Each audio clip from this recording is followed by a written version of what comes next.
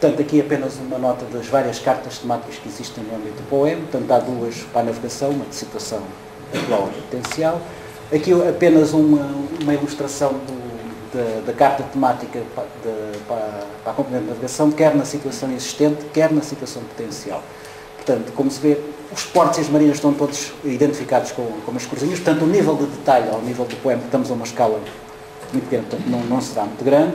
Portanto, identificados os portos, os canais, portanto, ali aqueles círculos são zonas de pilotagem obrigatória, portanto, os esquemas de separação de tráfego. Na zona na carta de situação potencial, e como acabei de referir há bocado, o que é que aparece? Aparece a infraestrutura em projeto para as áreas de apoio à pesca, bem como as áreas de erva estratégica que no âmbito do Plano Nacional Marítima Portuário estão a ser propostas para Peniche e para a zona da Trafaria em Lisboa. Portanto, ainda no âmbito da proposta de espacialização, dentro dos espaços de proteção, que áreas é que temos, digamos, consignadas basicamente à nossa atividade? Portanto, dentro dos espaços de proteção, as áreas de defesa e segurança, temos basicamente os esquemas de separação de tráfego, já com a configuração que entrou em vigor no mês passado. Relativamente aos espaços de utilização geral, temos como áreas consignadas tudo o que tem a ver basicamente com a atividade portuária e os acessos aos portos. Por sua vez, dentro destes espaços de utilização geral, mas como áreas em vias de consignação, serão as áreas potenciais, portanto, a infraestrutura em Angeiras de apoio à pesca e as áreas de reserva estratégica do sistema portuário e comercial do continente. Por sua vez, ainda dentro dos espaços de utilização geral, mas com áreas de utilização múltipla, teremos a área a evitar da perlenga. Dentro da proposta de espacialização, todos os itens foram analisados em termos das suas dimensões. Temos aqui questões de dimensão espacial, aqui temos os vários aspectos, o subsolo, o fundo marinho, a coluna d'água, a superfície e, digamos, a coluna aérea, bem como a dimensão temporal, se são permanentes ou são temporários, a dimensão de gestão, essa é a classificação que tínhamos acabado de ver há pouco. Entrando nas orientações de gestão, portanto, como a arquiteta disse, neste plano não vamos ter aqui normas de discussão, vamos ter orientações de gestão e aqui terão, digamos, um dos aspectos também importantes. Dentro de cada área temática orientaram-se, equacionaram-se orientações de gestão, quer setoriais, quer da relação entre o setor e as outras atividades. Portanto, em termos setoriais, basicamente, o que é que está proposto? Que em zonas de forte densidade de tráfego marítimo, sejam, por exemplo, os esquemas de separação de tráfego, sejam os canais de acesso e as próprias áreas de atividade portuária, por exemplo, nomeadamente na questão das bacias de manobra e a costagem, que se deverão aplicar medidas de exclusão a instalações fixas, uma vez que poderão comprometer a segurança da navegação e da própria atividade portuária. No entanto, isto também é resultado, digamos, de discussões havidas no âmbito da equipa multidisciplinar, nomeadamente com o Ministério da Economia. Admite-se que em situações de superior interesse nacional, devidamente justificadas, se poderá propor à OMI um eventual ajustamento do esquema de separação de tráfego, né, se for necessário. Portanto, os senhores da Direção-Geral de Energia e Geologia admitem, bem, e se a gente encontrar petróleo na zona daquela? Portanto, basicamente é esta ressalva. Outras situações de curta duração, eventualmente terão que ser equacionadas entre as várias entidades, digamos, que em princípio tudo será compatível.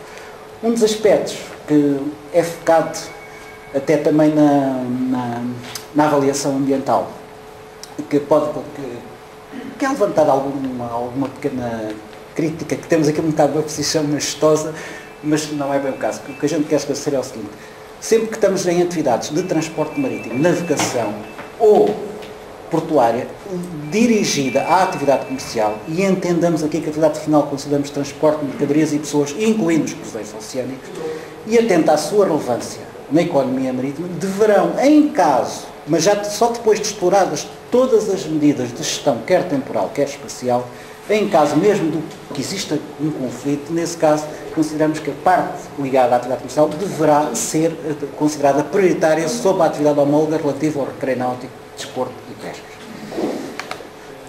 Portanto, em termos de integração da atividade setorial com as outras atividades, basicamente estamos a falar de orientações no mesmo sentido, que é possíveis hipóteses de desenvolvimento ou expansão das atividades existentes ou criação de novas atividades não devem nunca comprometer, digamos, o normal desenvolvimento da atividade portuária e da navegação na costa, bem como as suas perspectivas de expansão futura.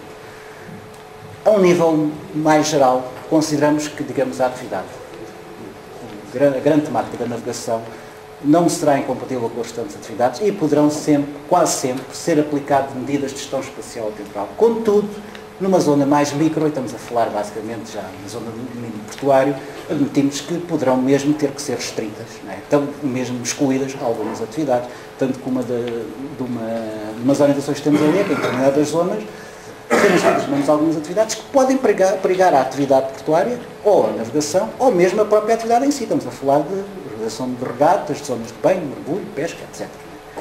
Por sua vez, isto também no decorrente do que já vinha atrás, qualquer alteração de utilização ou de uma atividade existente, ou mesmo em termos de fixação de zonas de proteção da natureza e da biodiversidade, só deverão poder ser implementadas, levadas avante, quer nos esquemas de separação de tráfego, quer nas áreas portuárias dos respectivos canais, depois de haver a respectiva aprovação da Autoridade Nacional de Controlo do Tráfego Marítimo e ou das administrações portuárias, consoante o quadro, sem prejuízo também do envolvimento dos parceiros de todas as outras entidades que, em razão da matéria, se deverão pronunciar.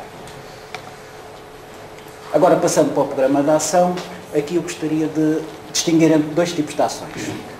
Umas serão as ações que são da responsabilidade ou liderança do nosso Ministério, Ministério das Obras Públicas, Transportes e Comunicações. Outras serão ações da responsabilidade de todos os setores ou lideradas por outros setores, mas que o MOP também tem a sua intervenção. Portanto, começando pelas ações da responsabilidade do MOP e no domínio da economia, teremos assegurar a publicação e aplicar as disposições do Plano Nacional Marítimo Portuário, o qual ainda neste momento encontra-se em desenvolvimento, e implementa isto mais no âmbito do PTM, e depois também implementar projetos de desenvolvimento e expansão portuária de integração modal e logística que contribuam para o aumento da competitividade do sistema portuário nacional e terem partido da localização de Portugal na convergência das rotas transatlânticas. Aqui estamos mais no domínio das administrações portuárias. Portanto, isto serão medidas para serem aplicadas a curto, médio e longo prazo.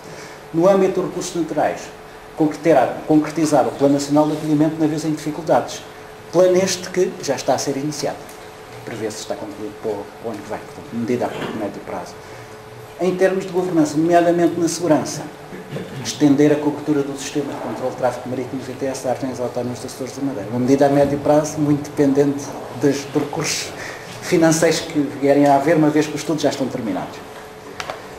Em termos de ações do domínio geral de todos os ministérios, basicamente será de referir quase só a primeira, que tem a ver com dinamizar em Portugal um conjunto de eventos relacionados com os oceanos. Em termos de ações sob responsabilidade de outros ministérios, mas com um envolvimento do nosso Ministério, será de se falar no domínio da economia, e aqui estamos a falar naquela medida estruturante de turismo náutico que o Sr. Arquiteto falou há pouco, portanto, potenciar novas oportunidades para o turismo náutico, nomeadamente através da identificação de locais para a implantação de novas infraestruturas de apoio à náutica de recreio e caracterização das infraestruturas existentes, contribuindo para a sua requalificação e para a melhoria dos serviços prestados, bem como dos locais com melhor aptidão para apoiar a prática da atividade marítima turística. Isto é uma medida, digamos, liderada pelo Ministério da Economia, mas que nunca poderia ser implementada sem a participação ativa do setor portuário e dos transportes marítimos. Sendo uma medida destruturante, é de aplicação aqui eu diria a muito curto prazo. Ainda no domínio da economia, também liderada pelo Ministério da Economia, mas aqui a operação, a parte operacional até mais, se calhar, do nosso Ministério, portanto, a qualificação de terminais de cruzeiro ao nível de infraestruturas e serviços para otimizar a capacidade dos terminais e atrair novas rotas para os portos nacionais. No domínio do conhecimento, também há ações gerais, portanto, promovidas mais pelo Ministério da Ciência, mas que nós todos participamos, portanto, promover a criação, desenvolver ligações estreitas e a formação de centros de conhecimento entre as empresas e centros de investigação. Uma medida que eu deixei passar, que esta é para ser promovida para a Presidência do Conselho de Ministros, que é quem tem a tutela do desporto, não é? Promover a criação de um sistema de informação com dados sistematizados sobre a náutica de recreio e desportos náuticos, que permita a ampliação e desenvolvimento do mercado. E no âmbito da governança, componente de segurança, assegurar a implementação do Sistema Integrado de Vigilância, Comando e Controle e sua interligação com o VTS e com o CIFICAP.